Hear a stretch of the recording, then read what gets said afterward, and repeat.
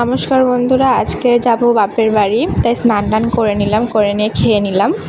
এবার পরবো বিয়ের সোনার আংটি আর একটা সোনার পলার আংটি। এবারে রেডি হব, একটু ঘুরে ড্রেসটা পরে নিলাম, পরে বাঁধও বুঝতে পারছিলাম না, তাই খোপা করে আর মেকআপটা করে নিলাম।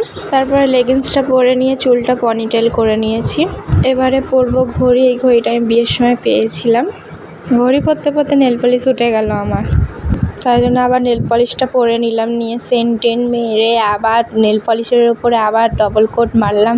রেডি হয়ে গেছি, কেমন লাগছে সবাই একটু কমেন্টে জানাবে। তারপর বাড়ি থেকে অটো ধরে চলে গেলাম 3A বাস স্ট্যান্ডে। আমার বিয়ের পর এই প্রথমবার আমার সাথে আমার শাশুড়ি মা আমার বাপের বাড়ি যাচ্ছে। বিয়ের আগে গিয়েছিল, কিন্তু সেটা দেখাশোনাতে। আর আমার বর সেই বিকালে যাবে কাজে থেকে বাড়ি হয়ে। তারপর বাসেতে 1 ঘন্টা 15-20 মিনিট বসে থাকার পর তারপর ডায়মন্ড হারবার ট্রেনে উঠলাম। আগে সবসময় ডায়মন্ড হারবারে আসতে হতো, এই জন্য ভালো লাগতো না, আর এখন আসা হয় না, এই জন্য যেন বেশ ভালো লাগছে।